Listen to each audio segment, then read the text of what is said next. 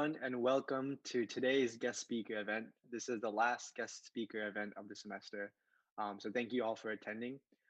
Today's guest speaker event is going to be formatted as a Q&A with we have some Plano East alumni as a panel, and they'll be answering you guys' questions. Before we begin, as usual, attendance will be taken through the attendance button. We will make an announcement whenever that attendance button pops up underneath this video. So please make sure to click it whenever we make the announcement. And if for some reason that button doesn't work, we'll be posting a Google form that you can fill out around 3 p.m. and you should still get your credit through that Google form. But make sure to fill out that Google form prior to 3:30 or else you won't be getting the credit. So without further ado, I'm going to now introduce our panelists for today. So the first Plano East alumni we have is Mohit Gupta. He's a junior at UT Austin, and he's majoring in electrical engineering. Hello, nice to be here. The next guest speaker we have is Aswathi Thomas. She is also at UT Austin. She's majoring in marketing and has a minor and is minoring in business and public policy. Hi. Our third panelist today is Cindy No. She is at UTD and she's majoring in biological sciences and is minoring in microbiology and psychology. Hey everyone, it's good to be here. I hope you're doing well. And then finally, we have Matthew Zhao, who is at Johns Hopkins University, and he's majoring in biomedical engineering and applied math.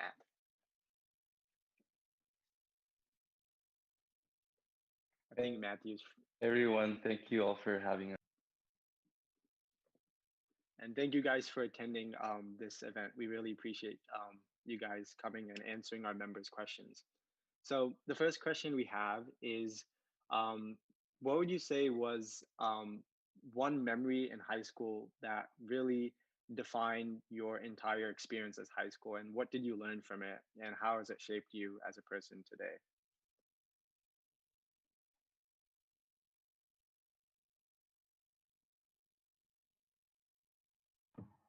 I can go. So I'd say one memory that is pretty easy to recall is the time that our band made state. And I would say I remember it because it's definitely, first of all, it was like a group effort. And I think most of the things that I realized you do after high school will be more so in groups and stuff.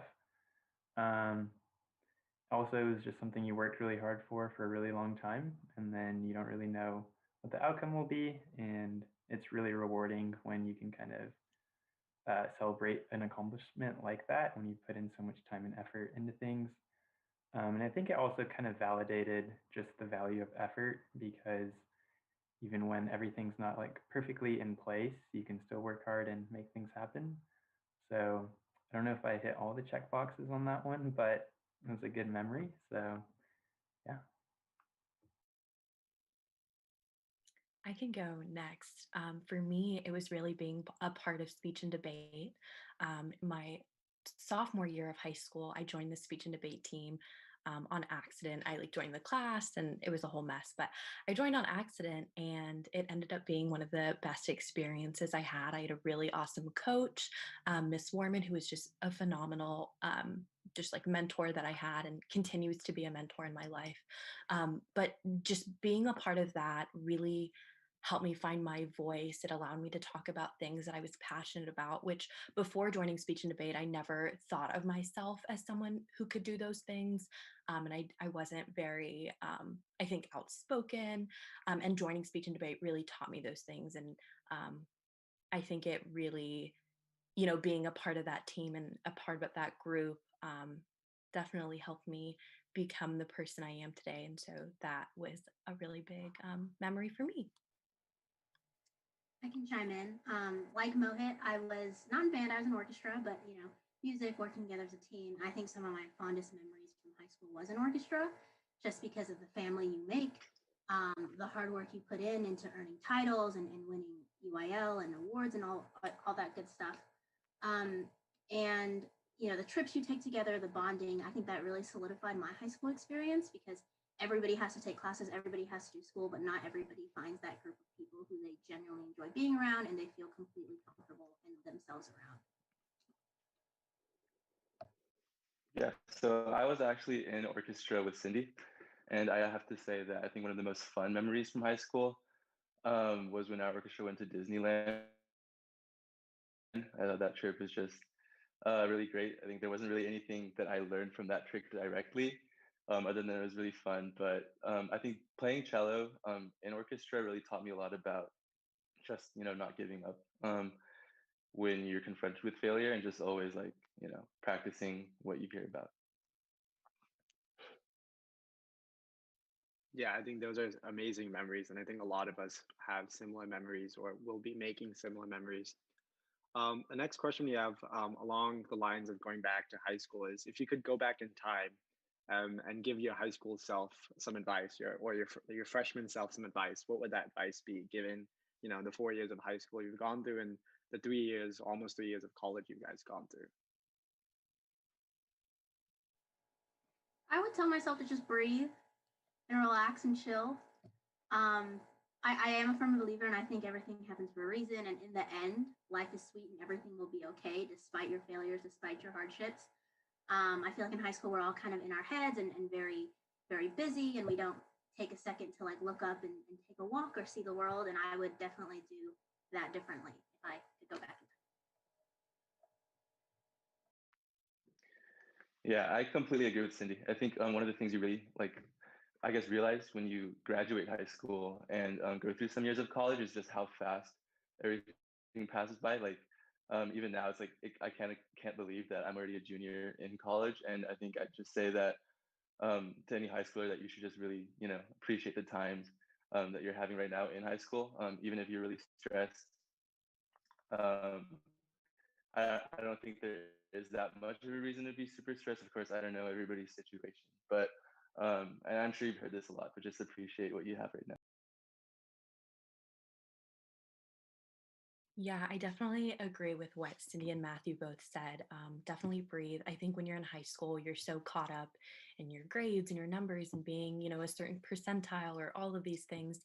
And at the end of the day, you'll be okay. If you do bad in one class or bad on a test, in the moment, it feels like that's the only thing that really matters. And I promise you, like now as a junior in high school, I'm junior in college, you don't remember any of it. You will not remember it at all. Life goes on. And I think also just like don't be afraid to take risks. I think in high school you have it's a very safe sort of bubble to make mistakes and to try new things and to step out of your comfort zone. So definitely if there's something that interests you in high school or something that you want to do, don't be afraid to really venture out and do those things. Yeah, I'd really second exactly what Aswathi said with like you won't remember so much of high school. Like when you look back on it and the things that you will remember are going to be like the people and meaningful relationships you had, and then just some of those random memories that will just stick with you forever. And besides that, I mean, you'll know that you took classes, but like you're not going to remember a lot of the day-to-day stuff that probably stresses you out a lot. And then the other thing is, I know at least when I was in high school, I was always trying to think about, like what can I do to make my college application better? I want to go to a good college, I want to get a good job, and all those, fun things. But really, like you're gonna go to a good college no matter what, as long as you just put in a decent amount of effort, and that's not gonna really affect your outcome in life. So it's really about figuring out. Probably I would prioritize just trying to figure out what you enjoy, what you like doing, take some risks, learn about yourself a little bit. But yeah, try to live in the moment. Don't keep thinking about the future too much. Along the lines of taking risks, what is one thing you guys regret not doing in high school?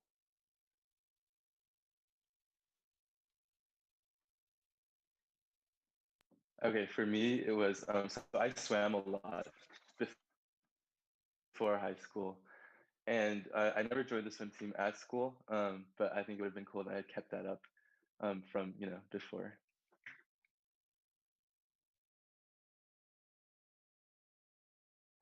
Mine is I wish I ran for student body president at Plano East.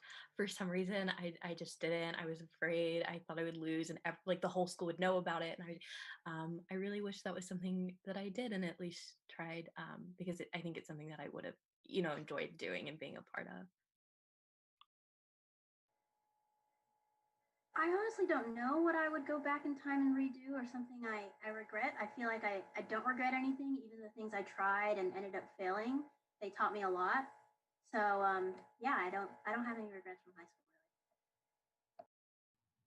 Yeah, I don't know if I have anything super specific, but probably just stress less, and try to enjoy things a little more. So now focusing on college, what was the most challenging part of transitioning from high school to college, and what were some of the most difficult things you found you had to experience in college that were not found in high school? So I would say for me, it was just moving to a completely new town, I guess, with like nobody that I had known beforehand. I think my first semester at Hopkins, I had to do a lot of adjusting, just in terms of like finding new friends, but then also, balancing that with some, I think just keeping an open mind is really important when you are in a situation like that to a lot of different new people.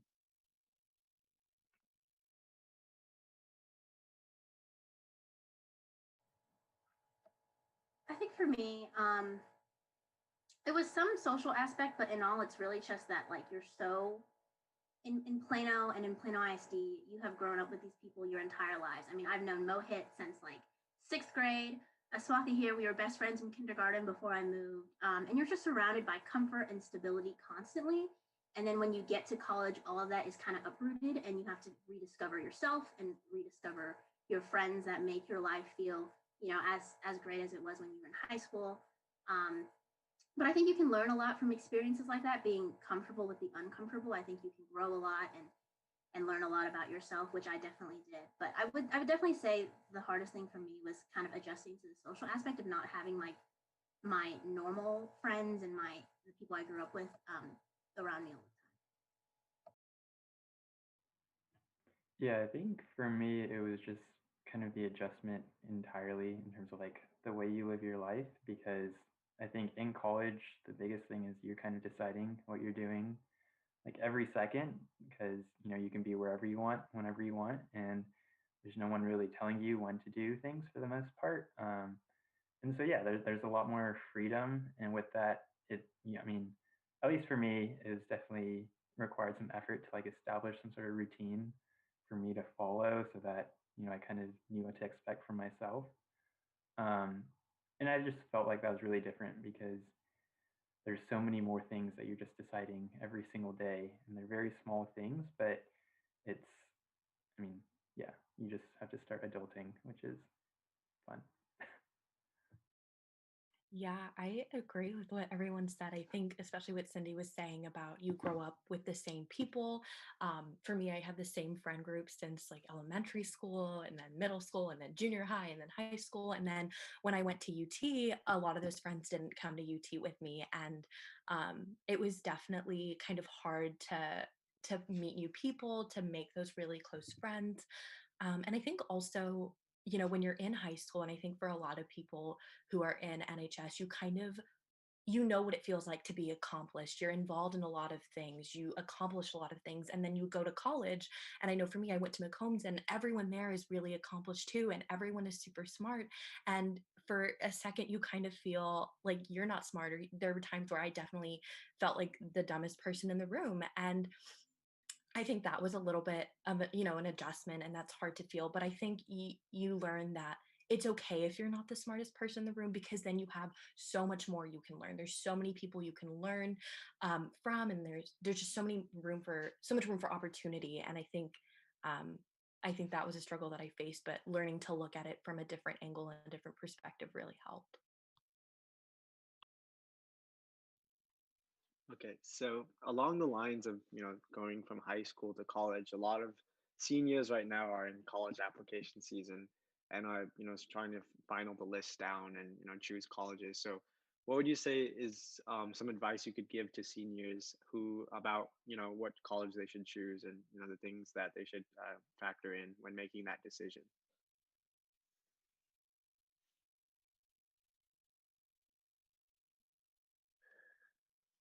I think one of the biggest things you need to look at is whether or not the colleges that you're choosing from, if they fit you and your personality or not. I think like so much of the time when I was applying to college, I was just thinking about where I wanted to go, but not as much about you know how would I fit in at this school. So obviously it's harder now with I guess the pandemic going on. But if you can, you know, reach out and meet as many people as you can from the different universities that you've applied to and that you're considering to go to. That would be really great, just so that you know you have an idea of what you're getting yourself into for the next 4 years.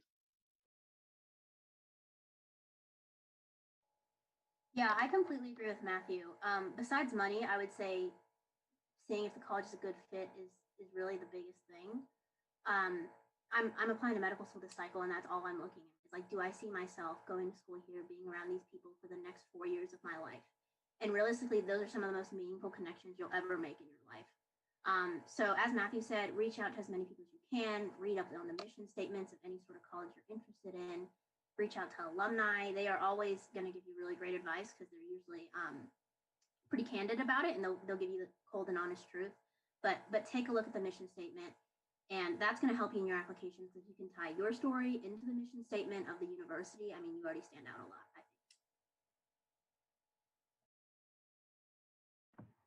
Yeah, I would say also don't maybe overthink it because there's so much that you just won't know until you're actually there.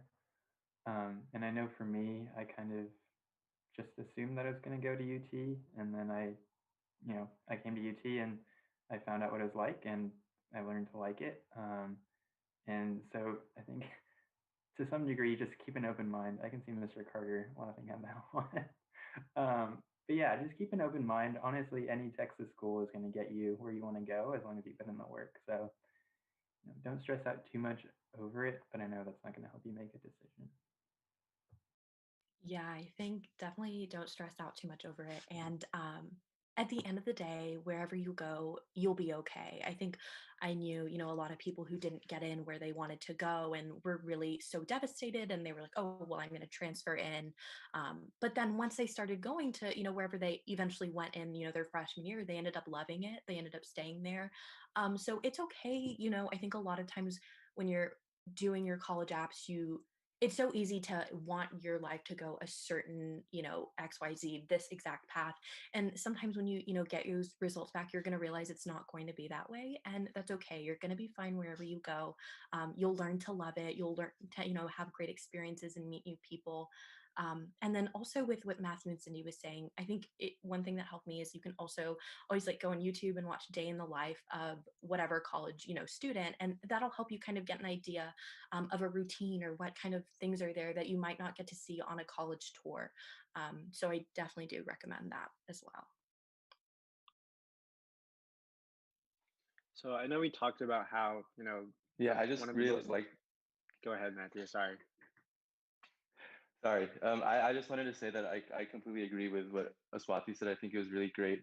This kind of ties back to the previous question, the one before this, but I think one of the biggest things you learn in college is that while it's important to, have direction and goals when it comes to where and what you want to do or where you want to go, it's also very important to, you know, be okay with I guess, what the outcomes that you do get for yourself.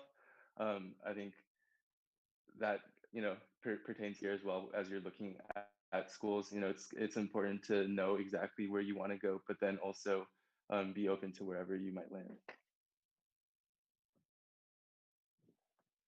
So going back, I know we talked about how one of the most difficult things transitioning from high school to community was, I'm sorry, to college was, trying to find new friends and being in a new community. But when it comes to, trying to continue staying in touch with high school friends, do you guys have any tips with that for the future, the seniors that are going to go to college soon? I think to some degree it's as easy as it sounds because there's still one text or one phone call away. That doesn't change, and at least in my experience, I think you know anybody from high school that I've texted or called has responded, and it's been really great to talk to them. So I mean, maybe there's some distance between you, but that doesn't necessarily change things. Yeah, I totally agree with Mohit. For me, it's a mind thing.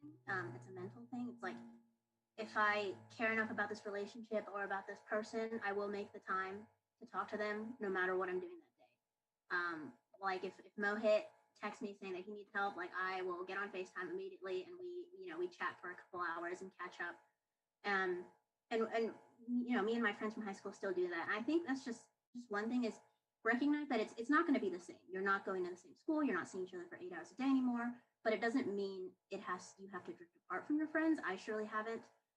But it just takes effort, right? And it just takes prioritizing that relationship in your head and reaching out when you're home or reaching through FaceTime now that we can't really see each other, that sort of Yeah, I think definitely putting in the effort. I think one thing that I learned with my best friend my freshman year of college is that, it like feel like all relationships and all conversations it's a two-way street and both people have to put in effort and you can, make time, you like schedule a certain call in the same way that you would kind of schedule a study session, do those same things when it comes to spending time with friends or studying together and make that really a priority and an effort. And also, I think with high school friends, um, when everyone grows, you go to college, you meet new people, you grow. And I think that's not something to really be afraid of. I think the people that you are really close to and that you do make the effort, with will still be your friends. Even if you don't talk all the time too, they'll always be there. Yeah, I don't really have too much to add to all that was said, other than, well, yeah, I agree that it's really important that you need to put in effort, for the people that you care about and the relationships you care about. At the same time, I feel like the ones that have been really important to me have also just, it's been sort of effortless, like over time you sort of see um, which people you can always, come back to. So going back to the whole college application, someone asked, did you guys get into your first choice college? And if yes or no, how did that change your experience with it? Like, what did you learn from that, and so on?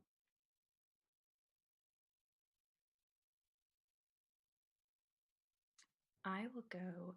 I did. Like, I always wanted to go to UT, to Maccombs, and I was very fortunate and grateful that I got in. So I don't think I can really like give a lot of advice on this, but I did mention earlier that if you don't get into the college that you always dreamed about going to, you're going to be okay. You'll end up loving where you go. Um, so yeah.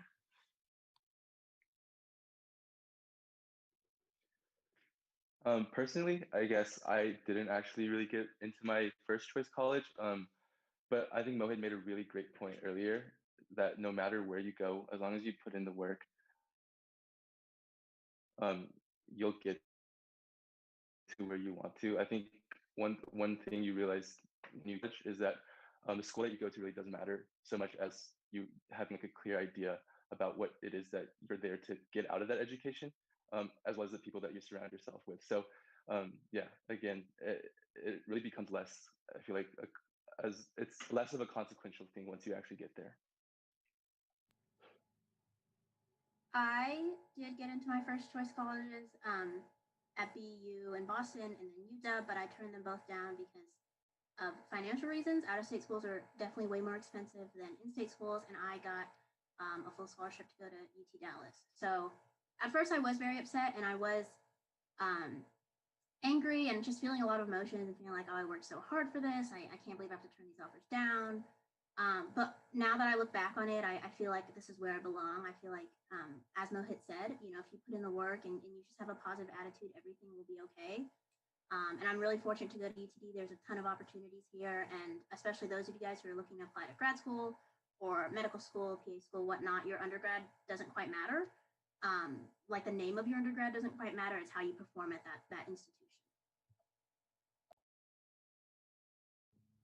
Yeah, so I didn't necessarily have a first choice school, but I kind of knew I was going to go to UT. I was pretty sure. So I just applied to UT and a bunch of long shot schools, and I got rejected from pretty much all the long shots, which wasn't really a surprise. So I think what helped me was just being realistic with expectations. And so I wasn't really all that disappointed, to be honest. It was more of just kind of a roll the dice and see what happens. And then there was one out of state school that I got accepted to, but also turned down, mostly for financial reasons too, because they get pretty expensive, and especially compared to in-state. So yeah, I mean, it kind of sucks, but at the same time, it's realistic. And yeah, like Cindy said, especially with like a lot of grad schools, I think probably for even other grad schools besides medical school, like your undergrad school name doesn't matter so much as kind of what you've done there. So yeah, I think in-state colleges are always a great option.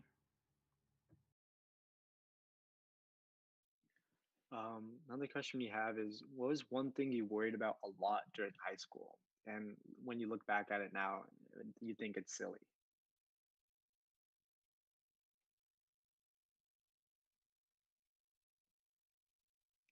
Probably just grades. Yeah, I think grades and like failure. I like being in speech and debate sometimes. Like if you didn't place in a tournament, I think it was super easy to feel like really down on yourself. And now I look back and you won't remember it. And I think if anything, if the only thing that you do remember from that is the learning experience and what it taught you. But I definitely wish I didn't stress out about that as much. Yeah, definitely the same for me. Grades, classes in general, um, all that good stuff. I think what I look back on that's kind of silly is I would compare myself to people a little too much. I have two older brothers, so it's kind of natural for me to compare myself to them.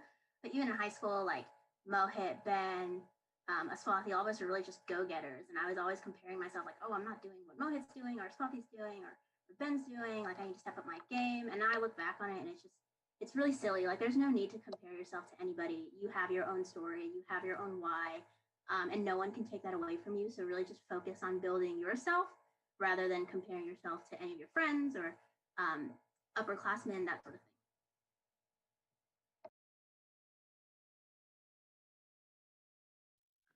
Okay, so now we're gonna focus on kind of tips and strategies to have success in education in school. So one question is asking, what are your time management strategies to stay on top of all of your studies and activities? Do you use Google Calendar or a handwritten agenda or a checklist, or what is your best way? What are y'all's tips for time management?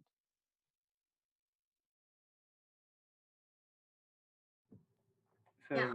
oh, Oh, sorry, you sorry. can go ahead, Cindy. Thanks. Yeah, I'll go ahead and go first. I get asked this question, I think, in every single interview, so this is a great one to prep. But for me, time management is two things. One, it's staying really organized. I have my color-coded agenda looking down at me from my desk right now, and that helps a ton.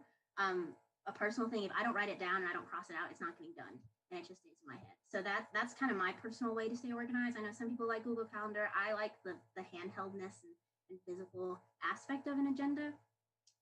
So tip number one is stay organized, and I would say tip number two is, again, it's a mindset thing. Um, if it is important enough for you, you will make time for it. Like I said with relationships before, I mean, if this class is important enough to you, if this job, if this extracurricular activity, if it means enough for you, it means enough to you, you will make time for it and put it in your calendar. And that I just go on a tangent a little bit, find those things in college that mean a lot to you. Because they really are what's going to give your life color, what's going to give your life meaning, and make you truly happy in college. Yeah, definitely second what Cindy said. I use Google Calendar for like events, like places I need to be or things that I need to do at a certain time. And besides that, I just have a really long to-do list that's kind of categorized, but it's nothing really high tech. It's on my laptop. So yeah, I mean that kind of works for me. I just do whatever I feel like doing that's on that list.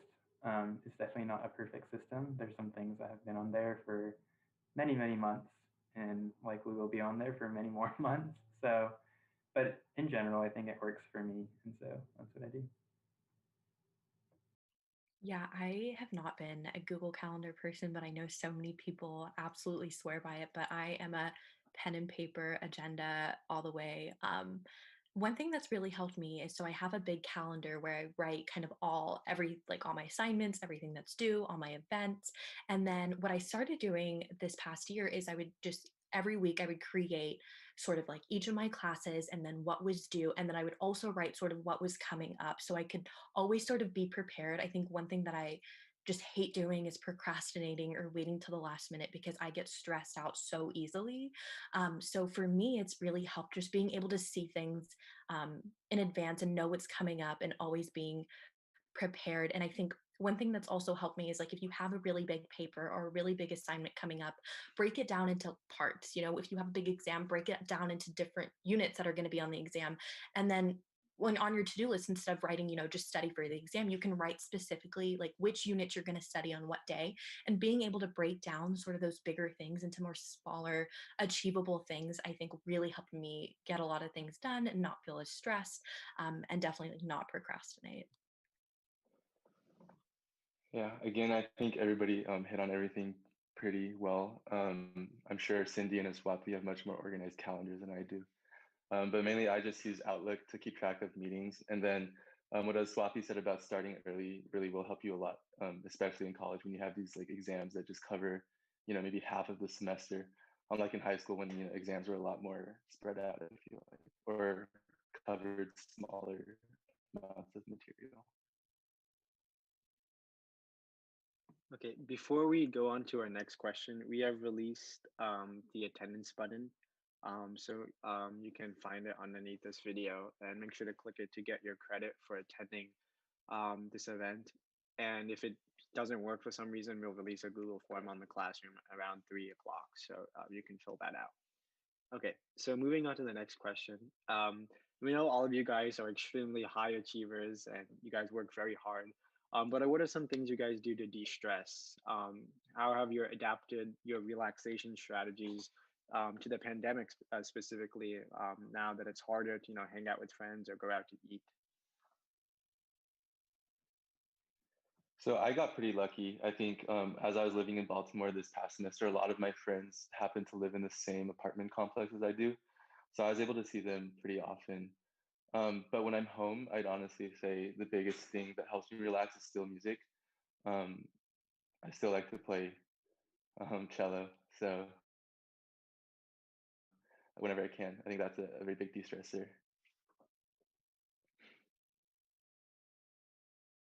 I think for me, definitely this year has been making time to like read and work out every single day. That's something that I've been doing. And I think it's really important to treat those things just as much as a priority as you do, your homework or studying, because I think it's so important to just put your mental health first and those things that help you relax. Because if you're not doing those things, then the way that you perform on all your other schoolwork things isn't going to be as ideal or to your full potential. So definitely make sure that you prioritize those things for sure. Yeah, I'm like Matthew, and these were kind of the ways I de-stress in high school is playing the cello or going to taekwondo class. But I think in college, what changed with my de-stress habits is I journal a lot more now. I try to gratitude journal at least once a week and for about an hour and a half. And it's really nice to just kind of tune out the world, turn on some classical music, and write what you're thankful for, which I think all of us could use a little more of, even if it was a really bad week. You had a bad exam, you had a bad interview, whatever it is, there's always something to be thankful for. So I think that journaling has really helped me take care of myself. Yeah, for me, especially this semester, just spending time away from my laptop, honestly, doing anything has just been relaxing because I spend most of my day on my laptop this semester. And yeah, I started going on walks. I've never done that before. Definitely started reading more during the semester, which I hadn't done in past years. So making time for those things, spending time away from technology works for me. When do you go on walks, Mohit? Increasingly earlier. I used to go pretty late, but now it's usually as early as I can because it gets dark so early. But there's a lot of really nice trails in my neighborhood that I never really explored, and kind of glad I had the chance to do that. And yeah, long walks, like if you go on a 2-hour walk, it can be, it's refreshing. I walks, that was a big thing in the summer, but it was too hot, so I stopped doing that. But with what Cindy was saying about journaling, that was something that I started doing too at the beginning of the semester.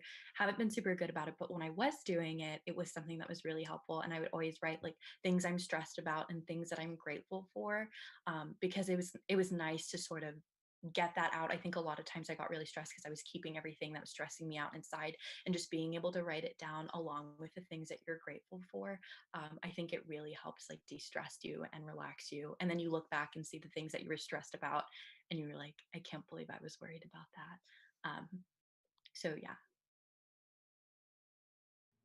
And one more thing, sleep becomes very uncool in college, and it's kind of like cool not to get that much sleep, but I can confirm that getting sleep is a really great feeling, and I promise you it will help you perform better.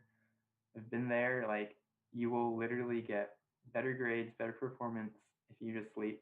So, don't fall for it. Sleep. Yeah. Yeah, I gotta second what Mohit just said there. Sleep well, eat well. Those are probably the two most important things you need to do in college. If you can't do those two, it's just not gonna look hot. So we have a kind of a varying spectrum of what you guys are studying. I think this is a good question. How did you guys choose what you want to study in college? Was it stuff, experiences in high school, or did you guys decide after a few weeks or months in college? What was that, experience deciding what you guys want to major in and study in college?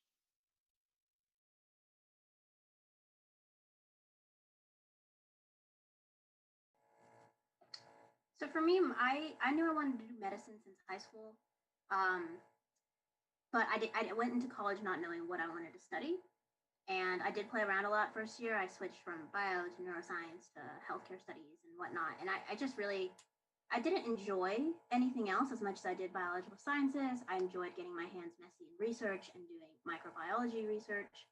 So that's why I picked up my minor. And then I took a couple psych classes just for fun. And I realized, hey, I really like that too, because there's the intersection of healthcare and how humans think and that sort of thing. So then it was really easy for me to just pick that one up as well. I will say going into college, definitely don't like feel like you're tied down to your major, you're married to your major. You are totally allowed to change, and once you experience new things and you realize you like different things, go ahead and do what you like. I can speak on behalf of medical school. It doesn't matter what you study in undergrad at all. Medical schools accept business majors, they accept physics majors, they really accept anybody. It's just a matter of like your story and obviously taking some prereq classes out of the way. But you don't have to be a basic biochemistry, neuro major to get into medical school. Yeah, Cindy is so right about that. I think even beyond medical school, for a lot of different fields, I think what you study really doesn't matter so much, again, as like you just knowing where you want to go and then putting in the work to go in that direction. Personally, I wasn't really sure at all in high school what I wanted to do. So I sort of just applied to a lot of, or at the different schools I applied to different programs. And I knew I was pretty interested in the healthcare industry, so I was lucky that the one that the major I did end up with was pretty relevant to that. Yeah, for me, I did not know in high school what I wanted to do. And honestly, I think sometimes I'm still kind of unsure.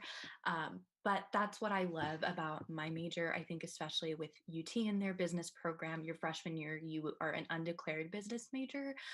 So you really get to feel sort of finance and accounting and marketing and supply chain. You get to see all of these fields. And then your sophomore year, you get to declare specifically what kind of field of business you want to go into, which I was super grateful for because I am someone who is really indecisive. But I knew for me, because I was unsure, it was important for me to pick a major that was flexible, that I could go into other fields and that I could explore new things and try different things out until I really found what it was that I wanted to do. But if I think everyone in high school is really unsure. And I think once you go into college and you take classes and learn about different things, you'll find your path and you'll find your way.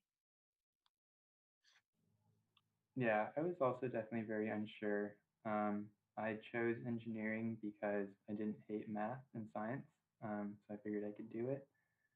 And I did that for like my freshman year, and I learned a lot about it. I had a chance to work over my freshman summer, and I got a taste of what that's like, and that was really helpful. Um, and I kind of talked to people from other majors and try to figure out kind of what's out there. So yeah, after my first year, I started looking into pursuing medicine, and so I started working on those prereqs. And yeah, I think the door's always been open and still going down that path, even as an engineering major. So yeah, it's definitely a change of course, but I didn't really feel like it was impossible or that I couldn't do it, because the option is really definitely there as long as you're thinking about it. Yeah, and I think to add on, there's always minors, there's certificates, there's things that you can add on sort of to your portfolio. So if you go down a certain path and you're not 100% sure, if you find something else that you like, you can always add on a minor in that field or a certificate, and kind of, get that knowledge too and have that sort of added to your resume. So along the lines of majors, how much of a stigma is there about being indecisive in college, whether it be switching majors or changing between internships or, job prospects? What is the stigma around that? I would say that the vast majority of people that I talk to who are engineers are very unsure of what they do, and that's considering that they're like juniors. Maybe not the majority. I'd say like half probably. And this is the point where people start finding like their full-time jobs, and people still aren't sure because it's really hard.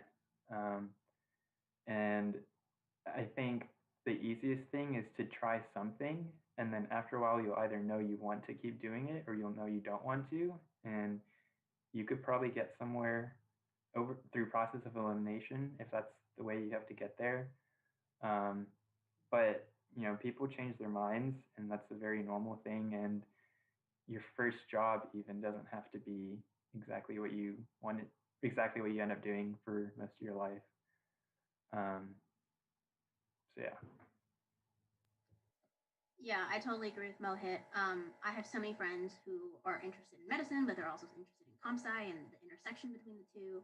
Friends that are interested in medicine policy, the intersection between the two, and they're still sitting here. It's junior year, and they're not quite sure what they want, and that's completely okay. I don't think there's really a stigma around it because people in college really understand this is a trying time, and in a pandemic especially, it's hard to figure out what we want because we can't go out there like we used to and take on internships and be in person and do that sort of thing. Um, but it's completely okay because gap years exist, post-backs exist, a lot of programs after college exist. If you need to take a year and study a little bit more, if you want to take a year off before applying to grad school, etc., those things exist and they help a lot of people. Yeah, I'd say that Cindy and Mohit pretty much hit it on the dot. I actually didn't really catch the question completely, but I just agree very much with what Cindy and Mohit both said. Again, I feel like you're not very super limited by the major that you choose. Um, yeah.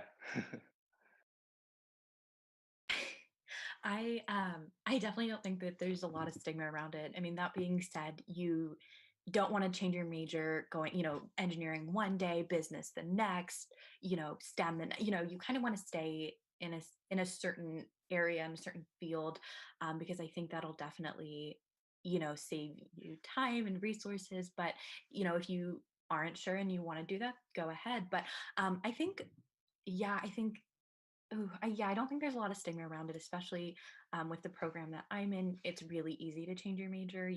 I can go online and do it right now.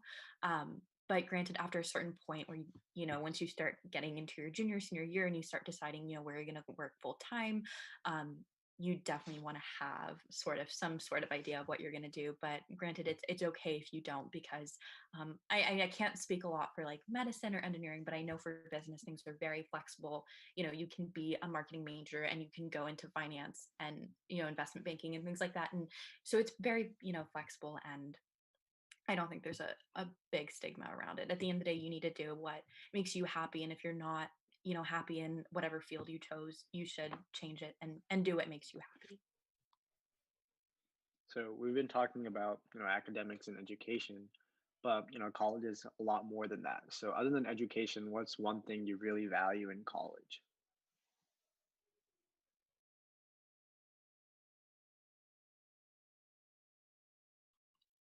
I think for me, it's really the connections that you make, and the people that you meet.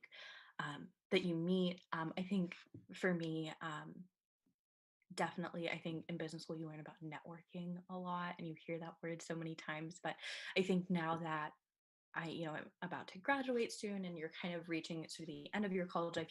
Looking back, you see how important it is when the people that you meet in classes, the people that you meet from student orgs, the professors that you work with. And I think just having those having those connections, meeting those people is such a valuable thing that you get out of college. That's almost as valuable as your education, and just knowing people, and because that's such a, I feel like, vast source of knowledge that a lot of times people take for granted. Yeah, I wholeheartedly agree with that. And then I think the other thing I would add is also like the freedom that you get that comes along with, leaving home and starting in a new place. it really forces you to be a lot more intentional with a lot of the decisions you make. I think it's very important to know why you want to do the things you want to do. Yeah, I agree with what Aswathi and Matthew said. The people I've met are a really big thing that I've enjoyed about college. I mean, they are just as driven and smart and funny. And um, I think those relationships, like I've been mentioning throughout this whole session, is just really important to focus in on those and try to hone in on those because they are what make school way better than just going to class and studying all day. And I will also say the second thing I really value is the opportunities that college gives you. Um, in Plano, you're a bit limited. You're kind of stuck in this bubble. I call it the Plano bubble. But when you go to college, especially I go to UT Dallas, and it's a really new university. So there's a ton of opportunities for you to experiment and try out different things that you like, not just in sense of majors, but different programs that the school has, different study abroad opportunities. So having all those opportunities just at your feet and you're able to pick any of them and apply to any of them is really, really nice. Yeah, definitely. I think relationships first and foremost. And then the second thing is just like being able to work on things that you feel like really matter and things that you're really interested in. You really kind of get to pick what you do outside of classes, and there's so much. So for me, I enjoy spending a lot of time doing stuff with student organizations, which is a lot like what we used to do with NHS, and that's fun, and that's where I found a lot of my relationships. Um, Cindy's been doing research for a long time, and that gets really cool. And people work. You can do just an unlimited amount of things, and that's how you meet people. That's how you make your closest friends. So there's a lot you can do, and you get to do, hopefully, what you're truly interested in doing. So I think we'll ask one last question. So this is an NHS event. So what is one memory from NHS that's your favorite, whether it's a service project or an event, or what is your favorite NHS memory being part of the Plano East chapter?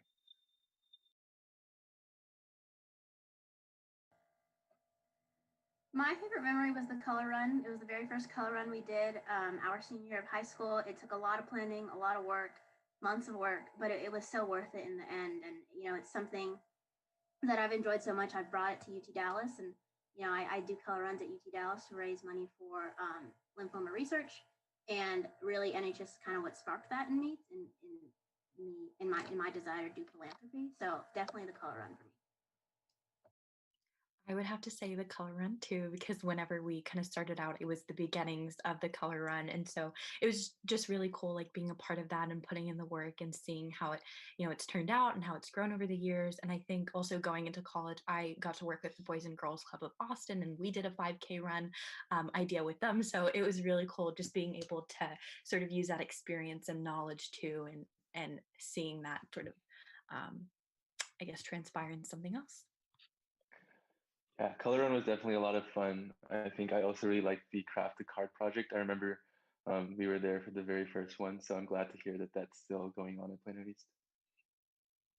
Yeah, I would also have to say the color run, because I think we put a lot of time into that. And yeah, it was a lot of fun and really rewarding to do. So that's all the questions we have for the time slot. So thank you guys so much for answering our members' questions. I'm sure they really appreciate it, and us officers really appreciate it. You guys gave some very valuable insight on high school and college and life lessons, and I think all of us will come out of this a lot a lot better as better students and better citizens. So once again, members, if you guys weren't able to click that attendance button, you can fill out the Google form. It should be releasing in about 3 minutes, the makeup attendance form. And that's it. So thank you guys for attending the last guest speaker event of the semester. We really appreciate it. And we'll see you guys in the next guest speaker event. Bye, everyone.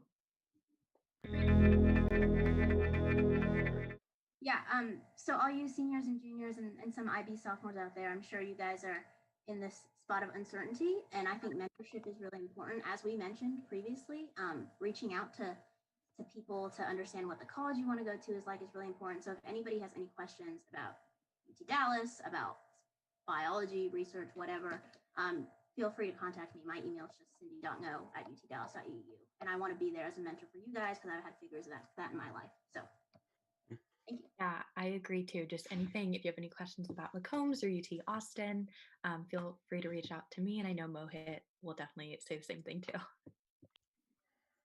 Yeah, same here. Are the officers going to send out emails maybe that? Yeah, yeah, we can do that. I guess people might be able to. Okay.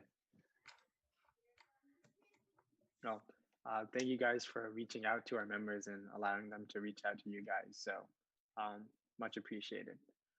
So that's going to conclude this event. Once again, thank you everyone for attending, and we'll see you guys next semester. Bye, everyone.